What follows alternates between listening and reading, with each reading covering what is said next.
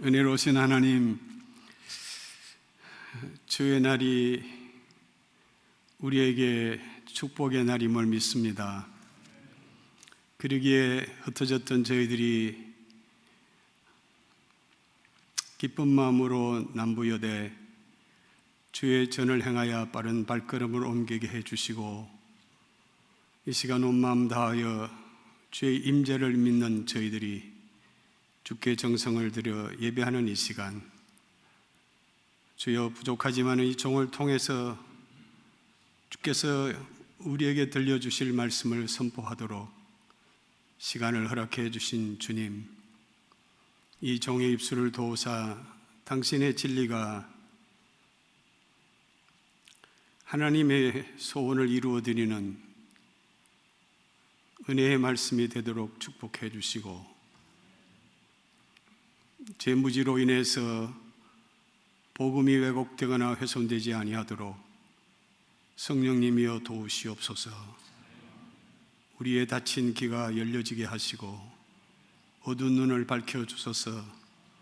이 시간 주의 진리를 보고 깨닫는 감격의 시간이 되게 해 주옵소서. 예수님의 이름으로 기도합니다. 아멘.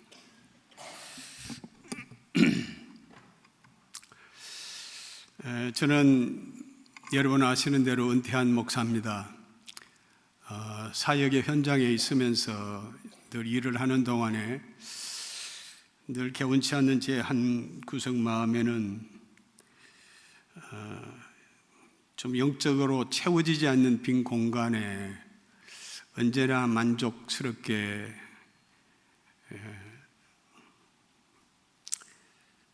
좀 더 채워질 수 있을까 하는 그런 기대를 하고, 세월이 가면 좀 낫겠지, 이제 그런 생각을 하고 있었습니다. 그런데 여러분, 벌써 제가 아직은 80은 아니지만은 이제 2년만 있으면 80이 돼요. 별로 놀라지도 않으시네요, 여러분. 최근에 이제 저 자신을 이렇게 보면서, 이렇게 살다가 주님이 나를 부르시면 과연 내가 주님을 이렇게 떳떳이 뵐 면목이 있을까 하는 그런 두려움이 때때로 엄습해 옵니다. 시간이 우리의 믿음을 보장해 주는 것이 아니라는 것을 절절히 깨닫는 그런 시간입니다. 도리어 오래 신앙생활을 하다 보시면 여러분도 다 그런 경험하시죠. 이것이 하나의 관행이 되어져서 습관적인 종교 생활에 아주 달인이 되는 그런 경우가 적지 않아 있습니다. 예수 믿는 기술은 어는 것 같은데 구원의 감격을 자꾸 잃어버리고 타성에 젖어서 살아가는 경우가 적지 않이 있습니다. 그래서 솔직히 저는 최근에 이런 문제로 많이 고민을 하고 있습니다.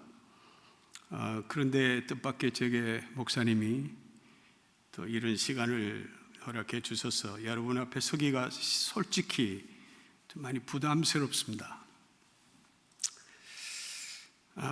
여러분, 사람이 못 배우면, 이제 무지하면 참 살기가 불편하죠.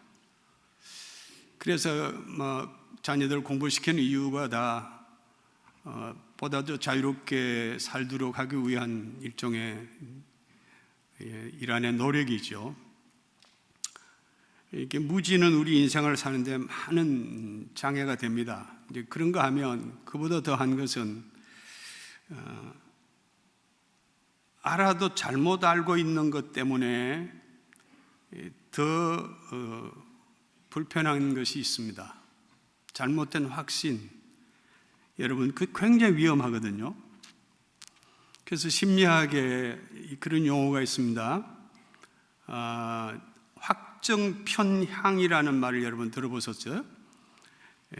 내가 듣고 싶은 것만 듣고, 내가 말하고 싶은 것만 말하고, 내가 보고 싶은 것만 생각하는, 내 생각에는 전혀 오류가 없어요. 누가 뭐래도 자기의 생각과 주장을 바꾸지 않는 겁니다. 이런 편향된 생각의 포로가 된 것을 확증 편향이라고 그렇게 말합니다. 우리가 여러분 신앙생활을 하다 보시면 역시 자신의 생각이 옳다고 생각하고 전혀 미동도 하지 않는 그런 분들이 있습니다. 자신을 성찰하지 못하는 거예요. 이만하면 됐지. 사실 이게 얼마나 큰 장애물인지 모릅니다. 그래서 오늘 저는 우리의 믿음의 이런 관성에 빠지지 않고 타성에 빠지지 않고 좀 더 어떻게 하면 지속적인 성숙의 신앙의 길로 갈 수가 있을까? 이런 고민을 하면서 여러분께 이 시간 말씀을 드리려고 합니다. 우리가 오늘 읽었던 이 본문 사도행전 7장은 여러분 아시겠지만은 초대교회가 이제 예수님이 가신 후에 최초로 기독교 공동체가 이 땅에 이루어졌습니다. 교회가 막 부흥됐습니다. 그래서 초대 7 집사를 선발하죠. 그때 스데반과 더불어 빌립, 프로고로, 니가노르, 디몬, 바메나 이런 분들이 사도행전 6장을 보시면 초대 교회 최초의 집사가 됩니다. 그런데 막 교회가 부흥되니까 당국에서도 그랬지만은 특별히 유대인 대제사장이 스데반을 불러다가 체포를 하죠. 그리고 신문을 합니다. 그때 그 신문을 당하면서 이 스데반이 기독교가 유대교와의 어떤 차별성을 강조하는 일종의 변명이죠. 기독교를 변정하는 내용이 이 사도행전 7장 전문입니다. 1절부터 마지막 절까지. 근데 여러분 그 사도행전 7장 30절부터 오늘 34절까지 우리가 읽은 이 본문은 소위 모세가 호렙산에서 하나님에게부터 소명을 받는 그런 장면입니다. 여러분 잘 아시는 대로 모세는 유태인으로서 애굽에서 출생했습니다. 정말 운 좋게 그는 바로의 왕궁에서 40년을 로얄 패밀리로 살아갑니다.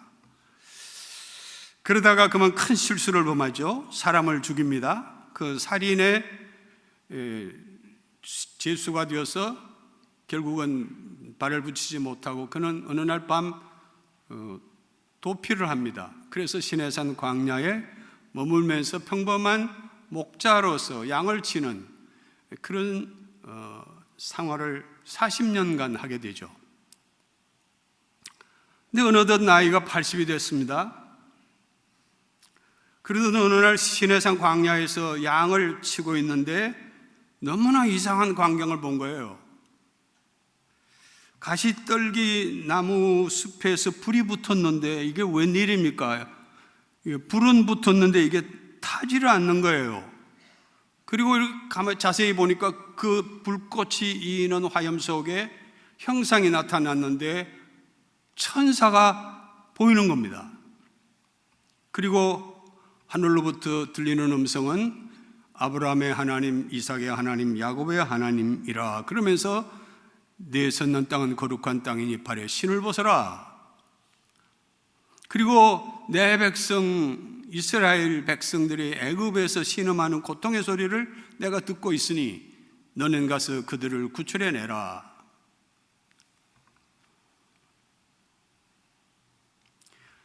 이 출애굽기 3장을 소위 모세의 소명장이라고 그렇게 말합니다. 이 시간 저는 이 모세의 소명 사건을 통해서 우리가 어떻게 하면 건강한 신앙생활을 할 수 있을지에 대한 말씀을 좀 드리려고 그럽니다. 여러분, 첫째는 7장 오늘 읽은 30절과 31절을 한 목소리로 여러분 자막에 나온 것 같습니다. 한번 같이 읽겠습니다. 시작. 40년이 참에 천사가 시내산 광야 가시나무 떨기 불꽃 가운데서 그에게 보이거늘 모세가 그 광경을 보고 놀랍게 여겨 알아보려고 가까이 가니 주의 소리가 있어. 이 말씀의 원래 본문인 출애굽기 3장 2절부터 3절의 말씀을 제가 읽겠습니다. 여호와의 사자가 떨기나무 가운데로부터 나오는 불꽃 안에서 그에게 나타나시니라. 그가 보니 떨기나무에 불이 붙었으나 그 떨기나무가 사라지지 아니하는지라. 이에 모세가 이르되 내가 돌이켜 가서 이 큰 광경을 보리라.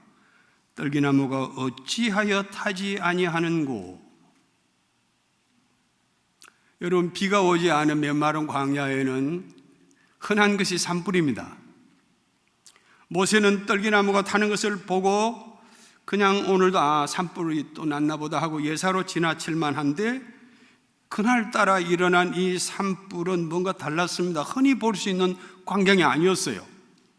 불꽃은 보이는데 나무가 타지를 않고, 이상합니다. 불은 붙었으면 나무가 타야 되잖아요. 근데 나무가 타지 않는 거예요. 자세히 이렇게 들여다보니까 그 화염 속에서 천사의 모습이 보이는 거예요. 그래서 모세는 이 진기한 광경을 보고 본문을 말합니다. 놀랍게 여겼다고 그랬어요. 이게 뭐야 도대체? 왜 그래?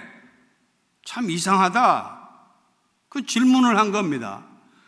여러분, 우리가 잘 아는 그 유명한 아이작 뉴턴이라는 과학자가, 물리학자가 사과나무에서 그 사과가 떨어지는 걸 보고 왜 떨어지지? 그 질문을 하면서부터 그가 연구에 몰두한 후에 그 유명한 만유인력이라 하는 원리를 발견했다는 거 우리 학교 다닐 때 다 배웠죠? 인류 역사는 그렇습니다. 왜 그럴까? Why라고 하는 이 질문을 던진 사람들에 의해서, 그 적은 창조적인 소수에 의해서 문명의 발전을 거듭했다는 것은 결코 무리한 발상이 아니에요. 질문을 하면 해답을 찾습니다. 해답을 얻으면 이전보다 더 나은 세상을 만들어가요. 여러분, 우리가 신앙생활을 하면서도 이런 질문이 필요합니다. 우리는 어디서 와서 어디로 가는가?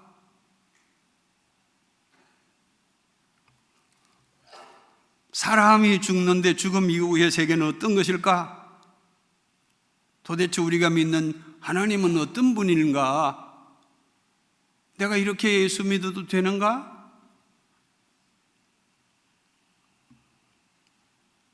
끊임없이 우리는 이런 질문을 통해서 자신을 개선해 갈 수가 있습니다. 어떤 교육학자가 그 유태인들 교육하고 한국 교육의 차이를 이게 재밌게 분석한 것을 제가 어디서 봤습니다.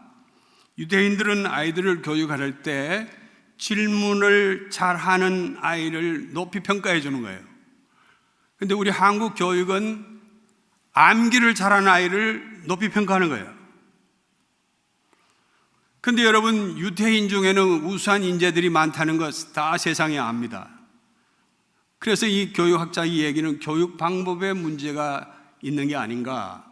예를 들어 제가 말씀을 드리면, 지금 유태인 이스라엘 인구가 전 지구촌에 대충 한 1,500만 정도 된다고 그래요. 1,500, 600만 정도 된다고 그러는데, 사실 이스라엘 본토에는 700만 내지 800만 정도 보고, 그리고 이제 지구촌에 흩어져 있는 유태인 다 모아야 1,500만 되는데, 그동안에 지금까지 역사에서 여러분 노벨상이라고 하는 그 유명한 상을 받은 민족을 조사를 해봤더니 이 많지 않은 인구를 가지고 있는 유태인 지역들이 190명이나 수상을 했어요. 그런데 여러분, 우리나라는 인구가 남북한 합하면 7,500만이 넘습니다. 그런데 단 한 분 있어요. 그 유태인들이 우리보다 IQ가 높으냐고요? 아니에요, 여러분. IQ 지수는 이 세계에서 우리 한국 사람들이 제일 높으대요. 별로 놀라지 않으시네요, 여러분? 평균 우리가 106인데 비해서 유태인들은 10포인트나 떨어지는 96이랍니다. 어떤 결과가 이런 상황을 초래했을까 궁금하지 않으세요? 여러분, 우리가 건강한 신앙생활을 하는 데 있어서도 어떤 문제의식은 늘 우리에게 필요합니다. 한국교회 성도들은 대체로 질문이 없어요.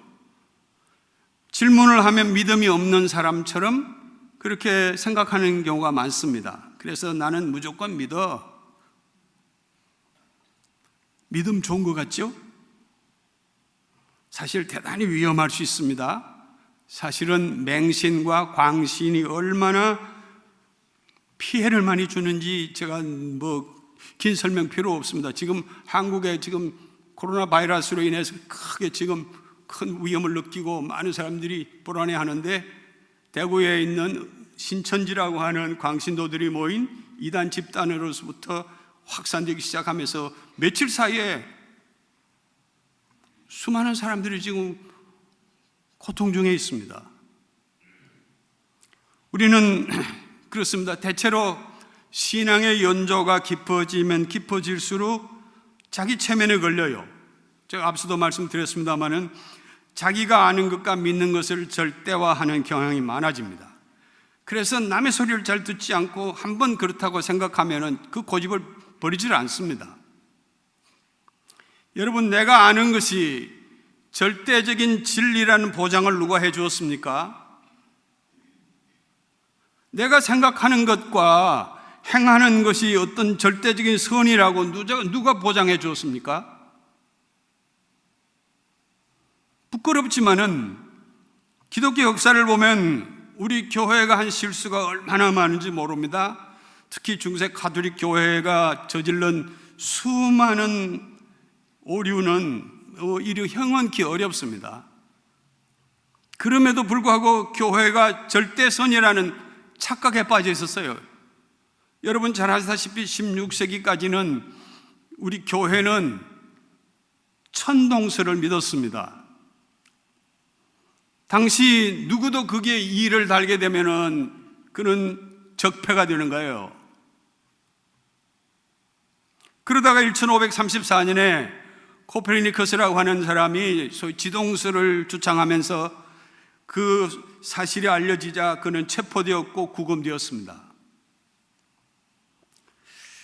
예수님 당시에 바리새인들 역시 착각에 빠져서 그들의 신앙이 절대적인 것처럼 믿었습니다. 그러나 예수님이 보실 때는 허점투성이었습니다. 여러분, 우리도 내가 옳다고 믿는 이 신념체계 이상은 없는가? 이렇게 믿어도 되는가? 이런 지속적인 자기 성찰과 자문이 우리에게 필요합니다. 동의하세요, 여러분? 그래야 성숙해지는 거예요. 우리 이만하면 됐어. 우리 교회는 이 정도면 돼. 그럼 그 정도밖에 안 되는 거예요. 다시 여러분 31절 말씀 한 번 더 같이 보겠습니다. 자막에 나와 있습니다. 같이 읽겠습니다. 시작. 모세가 그 광경을 보고 놀랍게 여겨 알아보려고 가까이 가니 주의 소리가 있어. 자, 여러분 보세요. 모세는 제가 앞서 말씀드린 대로 타지 않는 불꽃을 보고 놀라워했어요. 불이 붙으면 반드시 그게 타야 되잖아요. 그게 상식입니다. 그런데 타지 않는 것을 본 거예요. 이상하다. 불이 붙었는데 왜 타지 않지? 모세는 남이 보지 못하는 것을 본 거예요. 여러분, 우리 기독교인들은 똑같은 일상의 삶을 반복적으로 살아가도요, 그런 일상의 삶을 통해서 남이 느끼지 못하는 것 느끼고 남이 보지 못하는 것을 볼 수 있어야 됩니다. 그걸 여러분 영안이라고 그래요. 영안이라고 하는 말은 국어사전을 찾아봐도 없어요. 우리만이 쓰는 독보적인 언어입니다. 그럼 보통 세속적인 인생을 살아가는 사람들에게는 영안이 모르는 거예요. 영안이 뭔지를 모르는 거예요. 그 종교와 과학의 차이는 어디에 있습니까? 과학은 논리가 너무 분명하잖아요. 불이 붙었으면 나무가 타는 게 과학이에요. 그러나 종교는 나무에 불이 붙어도 타지 않는 걸 보는 거예요. 기독교는 그러므로 어떤 이성적으로 이해하기 어려운 불합리한 요소들이 얼마나 많은지 모릅니다. 사람은 누구나 다 죽어요. 다시 살 수 없습니다. 죽은 사람이 어떻게 삽니까? 그런데 우리 기독교는 죽은 사람이 다시 산다는 것을 믿어요. 그 부활이잖아요.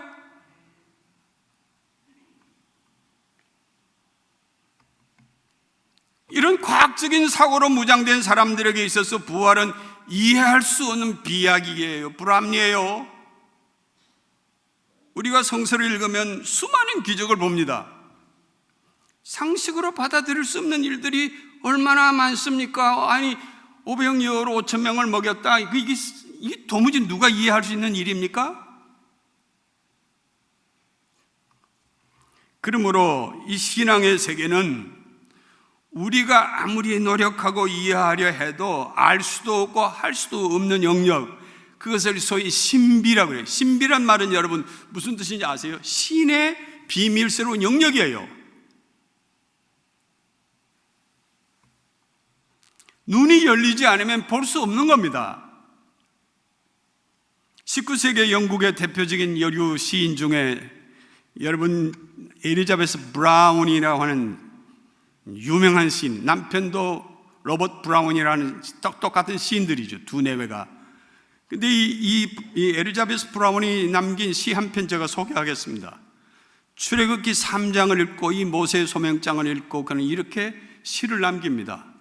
온 땅은 푸른 하늘로 배불리고 모든 가시떨기 나무 불탈 때 오직 눈 있어 보는 자만이 그 신을 벗나니. 시인들의 눈은 우리의 눈과 다릅니다. 왜냐하면 우리와 같은 일상을 살면서도 남이 보지 못하는 것을 보고 주옥 같은 시를 남겨요. 그래서 시인들을 우리는 언필청 제3의 눈을 가진 자들이라고 그렇게 말하잖아. 저는 늘 그런 생각, 시인들이 부러워요. 우리 기독교인도 시인의 눈을 닮아야 한다고 믿습니다. 아주 평범한 것 보고도요, 그게 비밀을 깨닫는 거예요. 이 꽃 한 송이를 보고도 하나님의 임재를 경험하고 사는 사람들이 적잖아요. 그래서 예수님이 말씀하십니다. 누가복음 10장 23절에 이렇게 말씀하세요. 너희 보는 것을 보는 눈은 복이 있도다. 아무나 보이는 게 아닙니다. 정말 복받은 사람만이 볼 수 있는 거예요. 제게는 이 미술 작품을 보는 어떤 신미안이라 그럴까요? 그래서 아주 보통 풍경화 같은 걸 보면 아름답다 정도는 느끼지만은 아주 추상화, 이 피카소의 그림 같은 거 있잖아요. 이런 걸 보면 너무 난해한 거예요. 너무 어려워서 이게 도대체 왜 이렇게 비싸지? 여러분, 피카소의 작품은 거의 다 1억 불이 넘는데요. 별로 이 동네는 안 놀라시네요. 그런데 왜 그렇게 1억 불을 주고 그걸 그렇게 못 사서 야단일까? 최근에 제가 신문에서 봤습니다마는 가장 지금까지 세계 역사에 비싸게 팔린 그림 한 폭이 있는데 그 그림이 레오나르도 다빈치의 살바도르 문디라는 구세주라는, 저 한번 여러분 화면 좀 보세요. 저 그림이요, 얼마에 팔렸냐 하면 4억 5천만 달러에 팔렸어.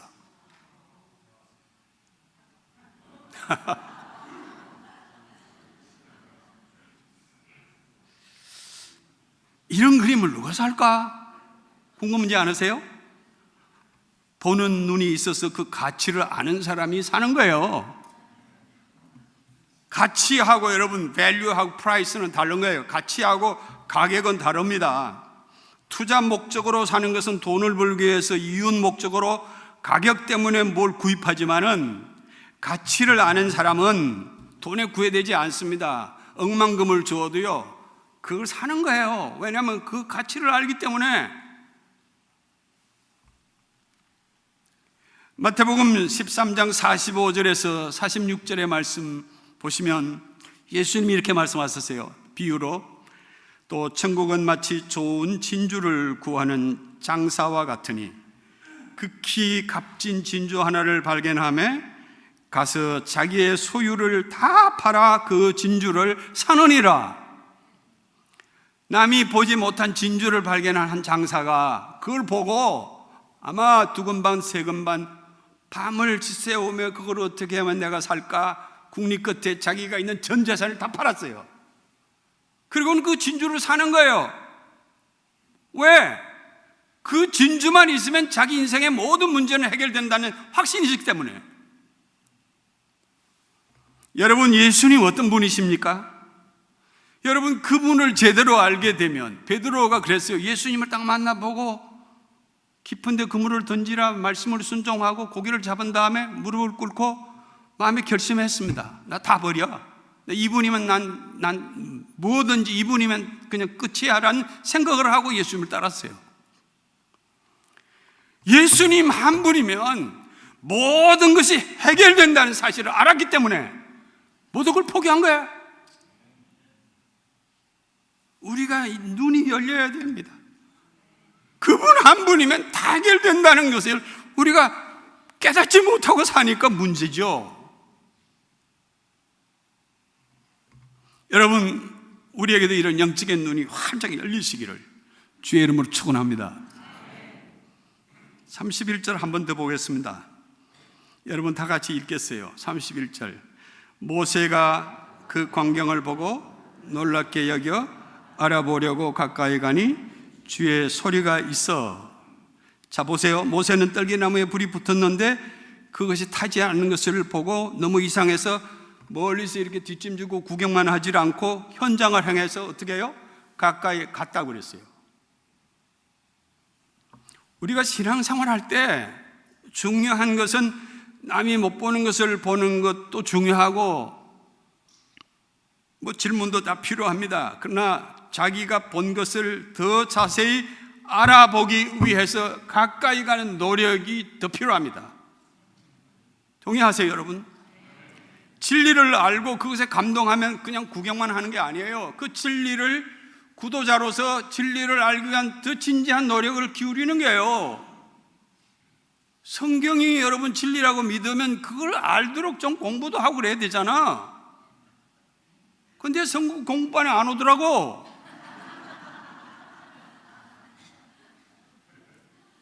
더 알아보기 위한 노력이 지속적으로 있어야 돼요. 여러분, 예수 믿는 일이 쉬운 일입니까? 아니면 어려운 일입니까? 월암때지만 제가 이런 질문을 하면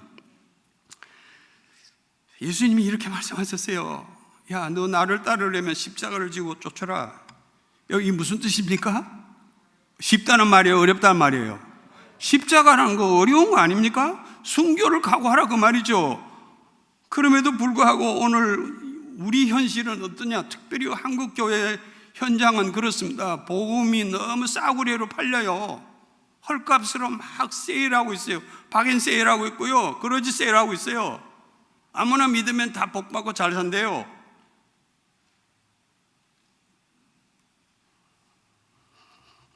바울은 로마서 10장 10절에서 말씀하셨어요.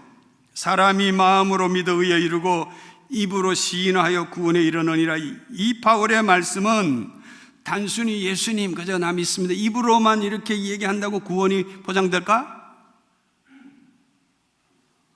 여러분, 그 구원이 그렇게 자갈밭에 돌 줍듯이 쉬운 게 아닙니다. 무조건 믿기만 하면 구원이 보장되고 복도 받고 천당도 간다면 얼마나 좋겠습니까? 그러나 여러분, 성경에 나오는 우리의 모든 믿음의 영웅들을 보세요. 그들의 태반은 다 순교했습니다. 순교자들이 왜 순교를 했겠어요? 순교할 가치를 알았기 때문에.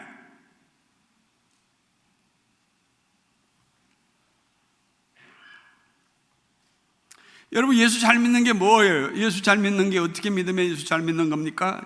지금도 제 고민은 그렇습니다. 여러분, 이렇게 제가 설교는 할 수 있어요. 평생 설교했어요. 그런데 설교한 대로 살지 못하는 괴리 때문에 많이 괴로움을 느끼는 때가 한두 번이 아닙니다. 신앙으로 산다는 것은 그가 믿는 대로 고백한 대로 살아내는 거 아니겠어요? 입으로는 믿습니다 그래 놓고 전혀 생활은 딴판이에요. 기도는 주님을 위해서 살겠다고 막 큰소리 치고 기도한 다음에 보면 무슨 이권이 생기면 교회 안에서도 절대 양보하지 않습니다. 존 셀비스 퐁이라고 우리 감리교 감독입니다. 이분이 그런 글을 어디 있어서 제가 읽은 기억이 나는데, 미국의 어느 인디안 레저베이션에서 살고 있는 크리스찬 추장이 한 이런 소개를 했습니다. 처음 유럽인들이 왔을 때 우리는 땅을 갖고 있었고 그들은 성경을 갖고 있었지만, 그러나 이제는 우리가 성경을 갖고 있고 그들은 땅을 갖고 있다. 배 아픈 얘기입니다. 백인들이 아메리카에 올 때 성경을 갖고 왔지만 인디안 땅을 다 약탈했어요. 그래서 다 뺏겼습니다. 근데 지금 여러분, 제가 뉴멕시코에 살면서 인디안 레저베이션에 많이 가봤잖아요. 인디안들이 사는 동네에 가면 다 예배당이 있습니다. 그들은 땅은 빼앗겼지만 성경을 가지고 있다는 거예요. 최근에 저는 어느 성도로부터 교회 생활을 하면서 그가 지금 직면하고 있는 어려운 문제 때문에 상담을 요청하는 카톡 하나를 받았습니다. 너무 두 팔로 교회가 싸운다는 거예요. 말도 안 하고 모이면 밥도 따로 먹고,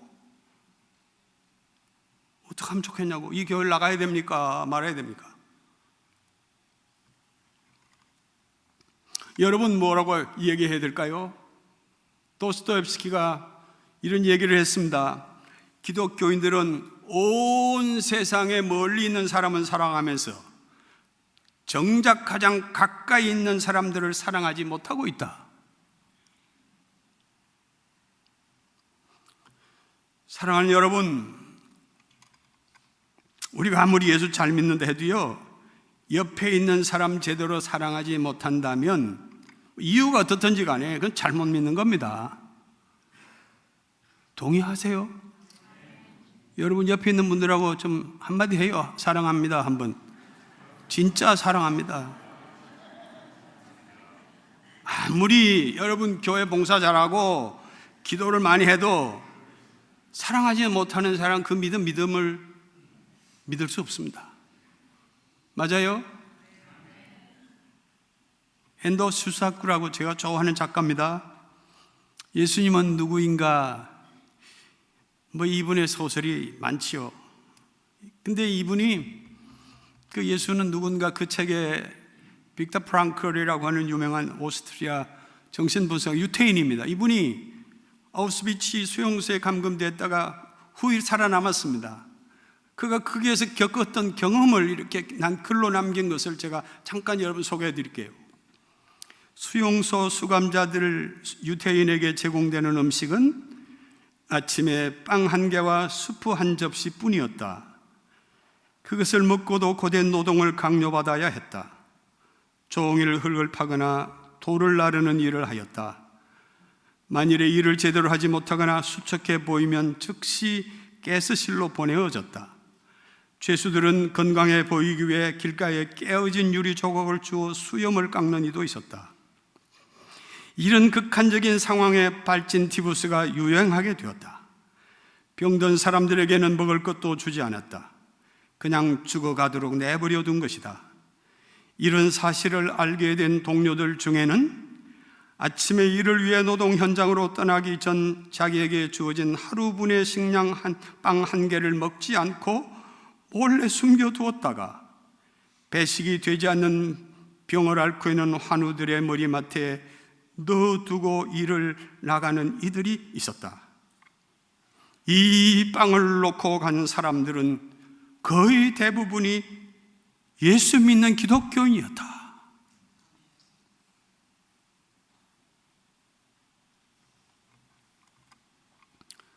사랑하는 여러분, 행함이 없는 믿음은 죽은 믿음이라고 누가 말했어요?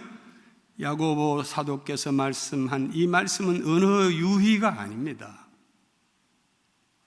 우리 그리스도인들이 정말 삶을 통해서 예수 믿는 사람답게 살아야 함을 강조해 주신 금은이라고 믿으시기를 바랍니다. 마지막 한 번 더 여러분 32절을 읽겠어요. 제가 말씀을 줄입니다. 32절 같이 한번 읽겠습니다. 시작. 나는 내 조상의 하나님 즉 아브라함과 이삭과 야곱의 하나님이라 하신대 모세가 무서워 감히 바라보지 못하더라.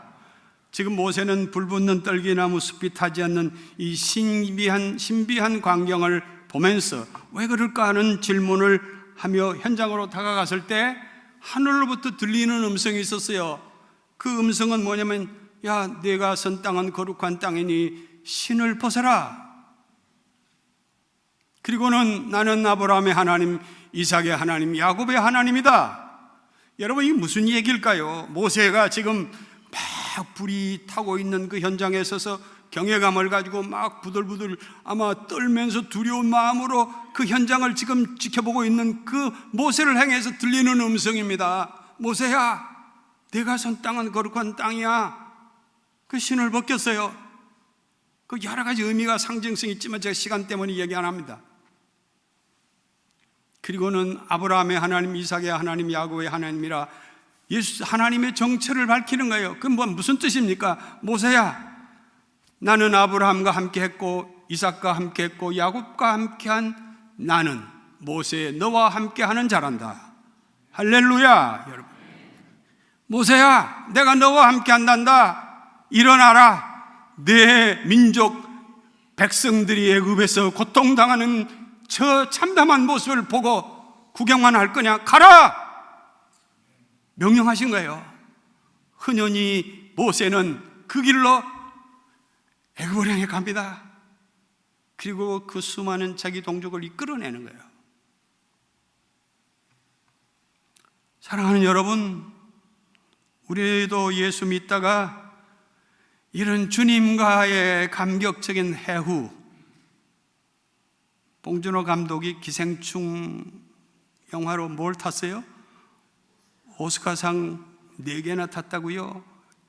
잔치가 벌어졌는데 사실 그 감격과는 비교가 되지 않는 것은 하나님을 만나는 이 사건, 호렙산에서 이 모세가 하나님을 만나는 그 순간, 그 감격은 형언할 수 없는 기쁨이었을 거예요. 오늘 나는 우리 모든 성도들이 언젠가는 이런 하나님과의 해후의 감격을 경험하는 기쁨의 날이 오기를 주의 이름으로 축원합니다. 기도하겠습니다. 하나님 아버지, 저희들이 그동안 교회 생활을 그런 대로 열심히 했습니다. 예배 참여도 잘했고 자주 봉사도 했습니다. 그러나 주님 보실 때 우리의 위선과 부끄러운 모습이 들키지는 않을까 하는 두려움을 자주 느낄 때가 많았습니다. 사람의 눈은 속여도 주님을 속일 수 없기 때문입니다. 사랑의 주님, 이 시간 우리 모두는 습관적인 종교 생활에 익숙한 것은 아닌지 돌아보게 해주시고 우리의 영적 부실함이 무엇인지 볼 수 있는 눈을 열어주시기를 기도합니다. 저희들에게도 진주를 발견했던 사람처럼 주님 한 분이면 충분하다는 확신을 갖게 해주셔서 그 어떤 유혹 앞에서도 흔들리지 않는 믿음을 주시기를 기도합니다. 모세가 가시떨기 나무 하염 속에서 주님을 만났던 것처럼 저희들도 일상의 삶의 현장에서 주님을 만나는 감격을 경험케 해주셔서 우리도 모세처럼 미뤘던 사명을 회복하여 죽는 날까지 정인의 삶을 살게 해주시기를 예수님의 이름으로 기도합니다. 아멘.